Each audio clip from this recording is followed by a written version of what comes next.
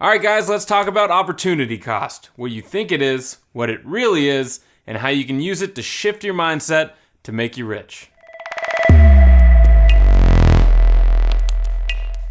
Hi everyone, my name is Travis Grenier, and this is Just the Tip. As I mentioned before, this week's tip is on opportunity cost, and how just keeping it in front of your mind can make you wealthy, even if you don't make a ton of money. So be sure to watch till the end. Okay, so you probably heard about opportunity cost. You may even have a basic understanding of it. Well, I've done my research and found out that YouTube has almost zero useful videos on the subject. I spent quite a while looking for a good explanation, and pretty much every video I came across has some sort of hunter-gatherer example. It takes Tuk-Tuk 1 hour to hunt 1 rabbit. Tuk-Tuk can gather 50 berries in 1 hour. If Tuk-Tuk goes hunting instead of gathering, Tuk-Tuk's opportunity cost is 50 berries. There you go, I've just summed up every other video on opportunity cost in 12 seconds. And I literally can't think of a more outdated example. Something with dinosaurs?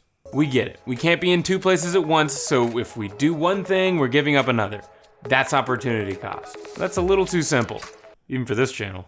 The dictionary definition of opportunity cost is the loss of potential gain from other alternatives when one alternative is chosen. That's great and all, but like we often get into in this channel, how the hell does that help us in real life? Opportunity cost isn't just a fancy term for you can't have your cake and eat it too.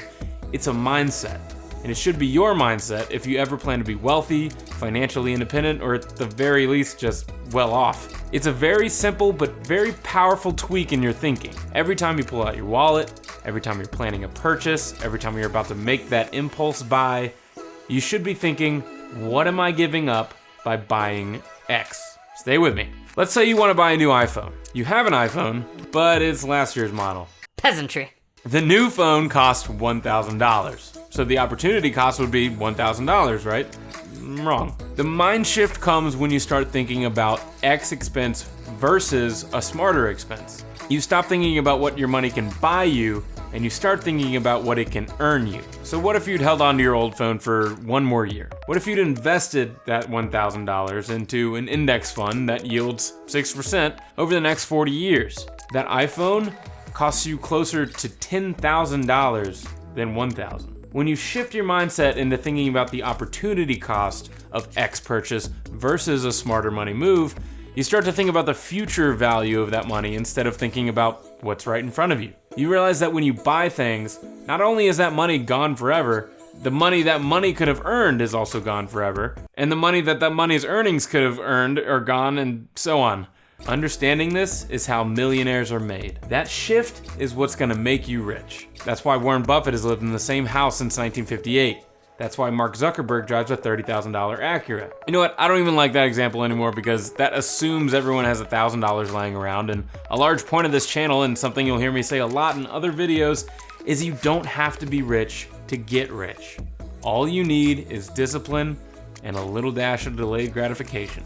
So here's a better example. You're at a restaurant with your spouse or significant other. You know you have some drinks at home in the fridge, but you just can't wait till you get home. So you order a drink, a glass of wine. You order 2, $9 a pop. Plus tax and tip, those 2 drinks cost you $23.50. No big deal in the grand scheme of things.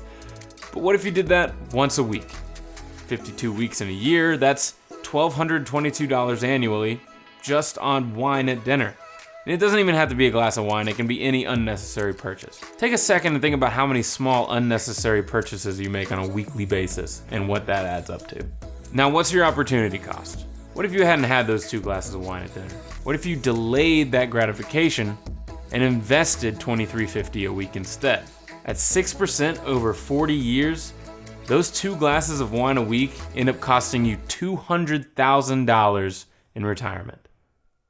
Now look, I'm not saying that you can't spend your money or you have to give up your fun. If having a glass of wine at a restaurant is your way of relaxing, there's an opportunity cost to not having that relaxation time as well. But in this example, even if you cut out 1 glass of wine per week and invest that instead, that's $100,000 down the road. When you think about the opportunity cost, you think about potential value as opposed to face value.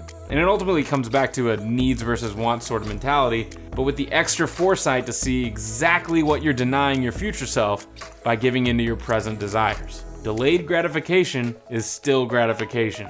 Hell, it might even be more gratifying. So do you need to give up drinking to get rich?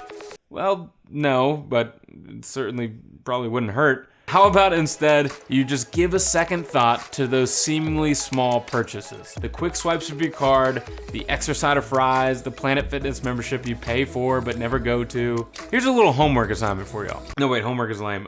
Here's a challenge for you all. Take a second right now and think about one monthly expense that you don't necessarily need to be making. You know what it is?